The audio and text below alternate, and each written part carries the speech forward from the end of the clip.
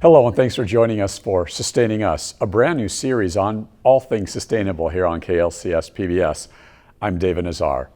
Going green. We've all heard the term, things like green energy, green buildings, green cities, and now green cleaning.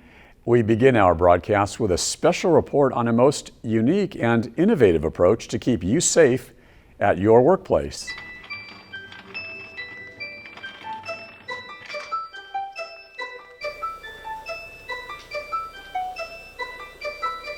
It's something many of us who work in an office building take for granted.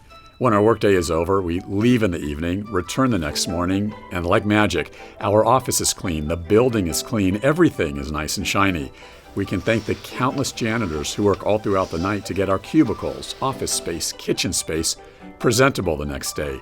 In years past, janitorial work revolved around using harsh chemicals and toxic cleaning solutions, and there wasn't much attention paid to things like saving water or energy or cleaning in an environmentally friendly way. Well, these days, all of that is changing because janitors around Southern California and throughout the state are jumping on the sustainability bandwagon.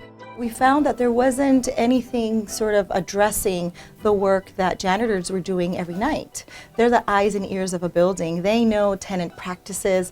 They know the buildings like nobody else, so they can really identify where we can conserve more energy, how we're doing waste diversion, how we're also conserving water.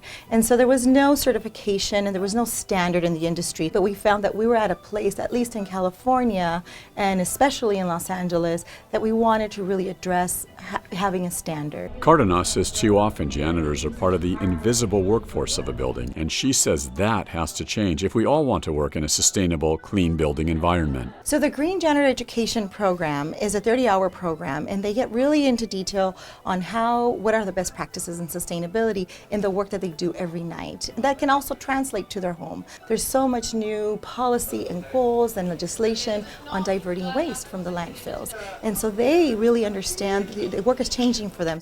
And Cardenas explains that with older, more outdated cleaning chemicals, janitors were reporting getting runny noses, eye irritation, respiratory problems, asthma, and if the building janitors were dealing with these health issues, ultimately, so were the building tenants.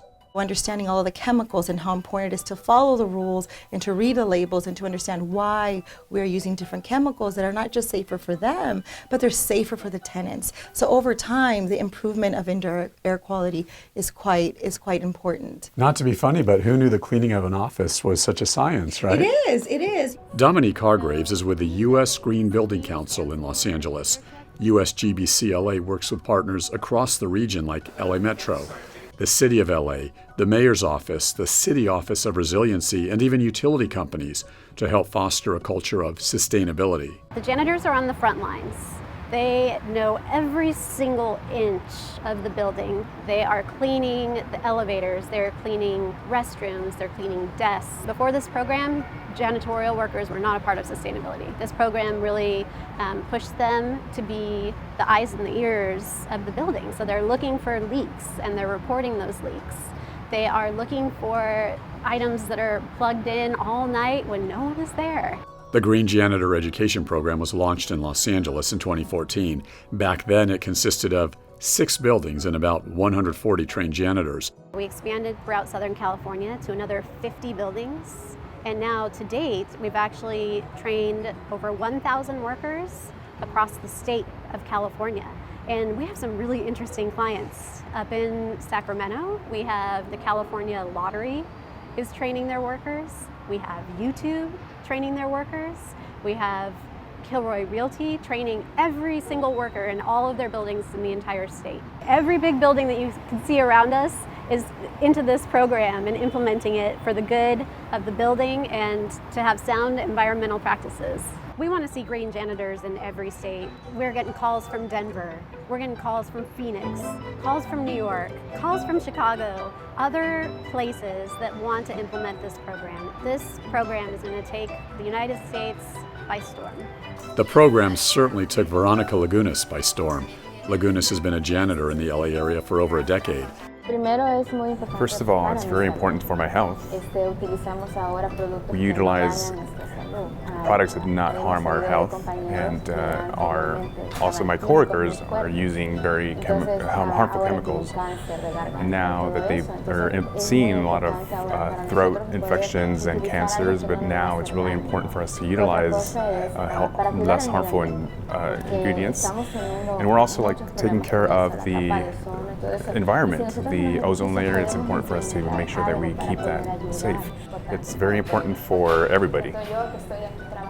Not only about myself, but people that are cleaning here, but people that are also working in the offices that are not exposed to all these chemicals. Sarah Neff is a Senior Vice President of Sustainability for Kilroy Realty Corporation. Kilroy owns office buildings all throughout the West Coast, from San Diego to Seattle, and Kilroy is using nearly 100 Green Janitors, which is 40% of their total janitorial service. So a lot of our janitors have been with us for 5, 10, 15, 20 years. And so they're a part of who we are as a company, and engaging them on sustainability is part of what we do. We engage everybody. We all think of basically buildings as invisible. You know, they fade into the background. We don't really think of them as major users of energy or water, things that impact our health, but in fact they do all of that really, really deeply. They're 40% of carbon emissions and 15% of potable water, and we have to improve them if we're going to meet any of our climate goals. And engaging our janitors is just a critical piece of the puzzle. Sustainability, it's very important because our resources are depleting. Our natural resources are depleting. And if we don't learn on how to best utilize these resources, then we are going to have no planet.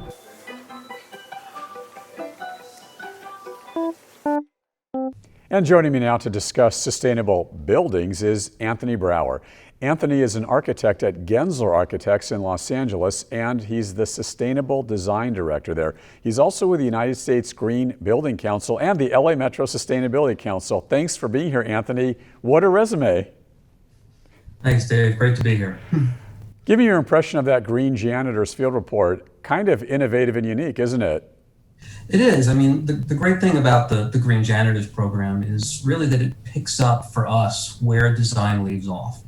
You know, it touches on extending air and material quality. You know, we talk about water conservation, energy performance, and it brings all of that into the daily operational aspects of the building. You know, you go from less toxic cleaning materials, which was the focus of that piece, to also understanding, you know, how waterless urinals really need to be maintained differently than traditional fixtures, even to details of understanding how much energy a flat screen display uses and why it's important to turn these items off after hours. Then that brings me to you, Anthony. What exactly are green buildings? And then we'll delve into that.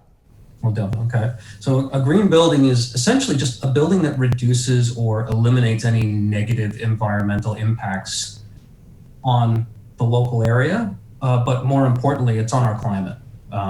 Some buildings focus on one or more primary things. The better ones try to focus on everything. You know, they talk about how do we reduce our reliance on potable water? How do we bring more efficiency with less energy consumption?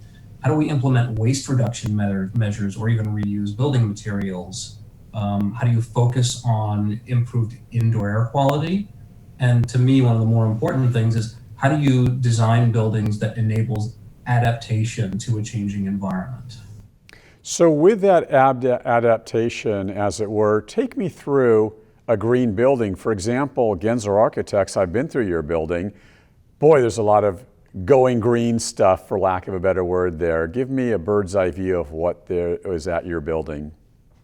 So at our building, we actually have, when you walk into our lobby, you know, this is a very large, open, three-story tall space with lots of natural light. You can actually walk into the space and count on maybe one or two hands how many light fixtures you actually see in the space. And we have a large expanse of glass on the west side of the building and a skylight overhead, which brings in so much daylight into the space that during operating hours, we kind of call some of the areas of the building we call it daylight autonomous, where we don't need to use use artificial lighting fixtures to really make the space usable. And for reference for our viewers, if I'm not mistaken, your office, Gensler, aren't you in the City National Tower complex over there, right? We're in that City National Tower complex, yeah. So how does a monster tower like that be a green building when there are tens and tens of thousands of square feet of building? So so in a building like that, I mean, you look up at a building like that and there's usually 2 or 3, I think in our building's case, there's 2 separate floors for mechanical systems. And those are the systems that are actually integrating and making sure that you're kind of delivering the right amount of energy. A lot of times you want to over-design to make sure you have what you need, but sustainability is more about how do you tune the building to deliver exactly what you need. And sometimes you even want to tune what's your tenant makeup. Like a retail store might use more energy than an office space, which will both use less energy than a data center. So different uses actually of tenants actually may contribute to how much overall energy consumption a building might tackle. Now for the million-dollar question, because I've read so many reports, there is kind of a rap on your industry that architects, engineers, designers, builders, et cetera, just don't want to build these green buildings because it's not cost effective. In other words, if you build a building, Anthony, or you design a building, you're going to have to spend a lot more for the labor, for the materials, for the construction, et cetera. What's the cost and then the cost benefit of doing this? Well, I mean, the truth is, and some people have said this before, if you want a green building, I could make it cost a lot. And if you want a green building, I can make it cost a little. If you make the right decisions up front, those costs really start to disappear. Are you going to spend a lot of money for high performance glass because you wanted to put a curtain wall or an all glass facade facing south? So your glass gets more expensive, but if you actually focus on orientation, and now let's orient that glass facade to the north where the sun will hopefully never hit it if you angle it the correct way. Those are the kind of decisions that don't cost everything. Now I know everybody kind of talks about, when everybody thinks about green buildings, they think about a building with solar panels on top of it. And solar panels is an expensive solution. Those costs are coming down over time, but it's making the decisions up front that will mitigate the need for those costly measures at the end of the project. With that said, then, is your industry failing us? In other words, should you be doing more to go green? Should you be building more green buildings? And should developers and real estate folks not be so worried about their costs? Because again, it is expensive, and I don't know if the cost is transferred to us. So no matter what we do, there's always more that we can do. Like I said, some buildings focus on 1 or 2 things. Some buildings focus on several things. And to be honest, when the gold star for the industry right now is how do you talk about a net zero energy building? So a building that only uses as much energy as it can generate. And how do we reduce the amount of energy the building can consume so that what we're able to generate is enough to offset it? But yeah, we can always do better. We're always striving to do better. There's a lot of building standards, green building standards out there. And as they evolve, they constantly raise the bar. Speaking of doing better, in closing, I'm asking you what you folks can do better. Let's look at this objectively. What can we as consumers, what can we as individuals, the public, what can we be doing to sort of help your cause and go green so that eventually we can have green buildings, even green cities, and then we'll leave it there. 30 seconds. Okay. So some of the big things you can pay attention to, how do you pay attention to when lighting and equipment usage really needs to be turned on? Maybe one of the big impacts in an office building that people don't think about is that we can actually control is actually to turn off wall-mounted display screens when they're not in use. If those are left running all night, they actually consume quite a bit of energy. But I think probably one of the most important things to do as, say, an office building tenant is ask your landlord what they're doing. And this works if you're already a tenant, but it can actually be a big driving factor for influencing change if you ask those questions when you're trying to negotiate your lease or when you're out there looking for space. Because if building owners see that tenants are asking for this, they will endeavor to kind of make those requirements part of their building program so that they can entice tenants to lease in their building. Anthony Brower with Gensler Architects, thank you so much for this interview. Well, thanks so much, David. Now, from reducing energy consumption in buildings that Anthony Brower spoke about to reducing waste in the kitchen, PBS station WTTW in Chicago visits with an Illinois woman trying to make a sustainable difference. Stephanie Katsaros has the story. On a crisp spring morning in Avondale, Stephanie Katsaros is in her neighbor's backyard talking trash. It's not all recycling. I mean, if it's only recycling, we've got a bigger problem. In the big picture, I think about let's have less things brought into Avondale and let's have less things leaving Avondale. Yeah. Katsaros and her neighbor, Christina Slish, share an aspiration to live zero waste, reducing trash of all kinds, from food to plastics to the bare minimum, through reuse, repair, or responsible recycling. They're hoping to get the rest of the neighborhood on board with reducing their waste, too. Katsaros has even made sustainability her business, literally. Her consulting firm, Bright Beat, works with businesses to reduce their environmental footprint, like at the Good Food Expo, where food industry stakeholders share sustainable products and practices. It's important because we need to divert waste from landfills into compost and recycling. And if you don't purchase the right products, if you don't implement and use the right products, you can't do that. For me, working with recycling and compost, food to waste types of projects allow me to think about those things in my business. A third of the food that is produced for human consumption is uneaten. That's not just food, but it's also the water that was put into the ground to grow the crops, or the feed that was grown and fed to the animals, and all the transportation that went into that. It's such an environmental footprint just to get the food to, through distribution to our house. And then when it goes uneaten, all of those resources are also wasted. Katsaros says one way to reduce that footprint is supporting businesses who also walk the walk.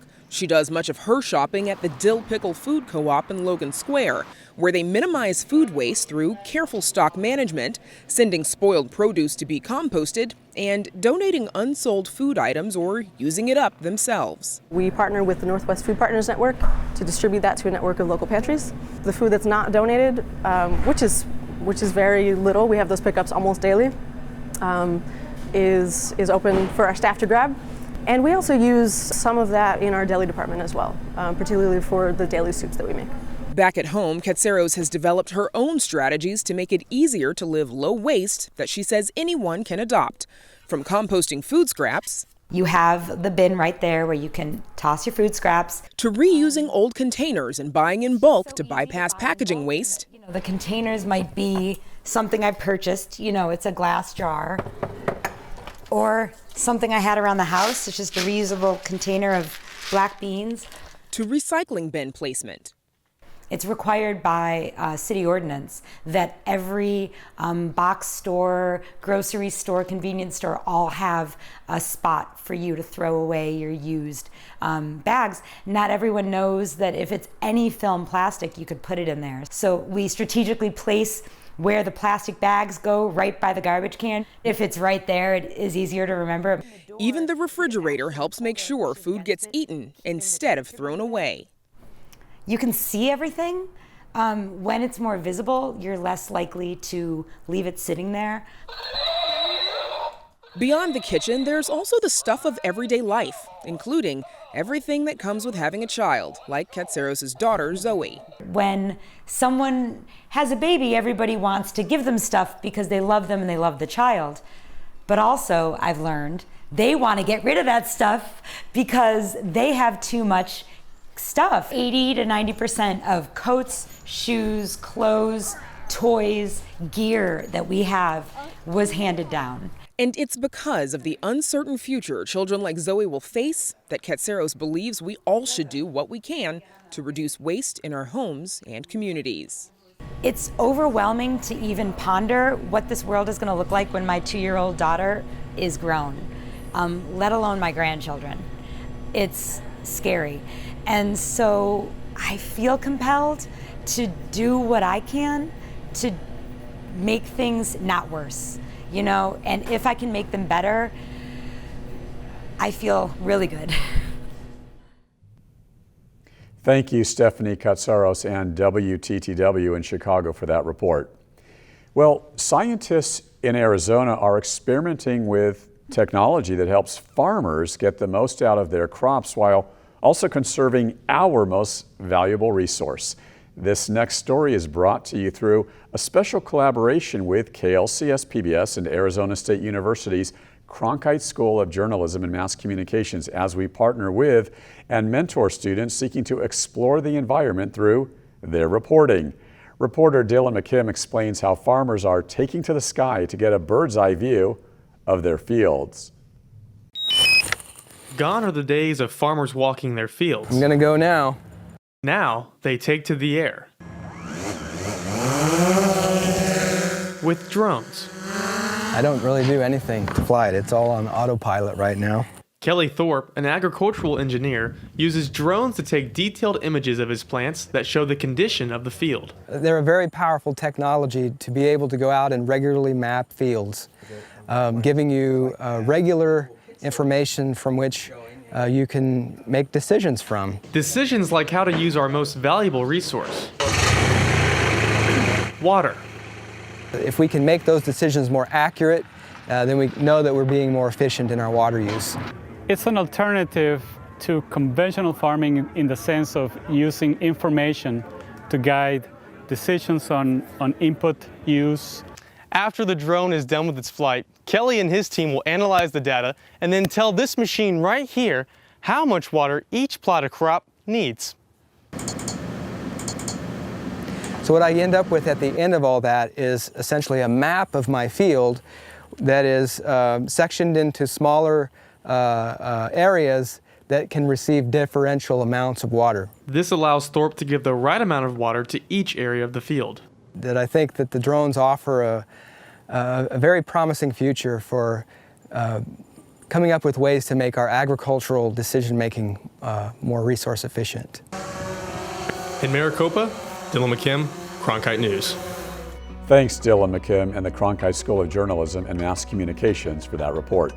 For more information about our program, just click on klcs.org and then click Contact Us to send us your questions and comments or story ideas so we can hear from you. Thank you so much for joining us for this edition of Sustaining Us here on KLCS PBS. I'm David Nazar.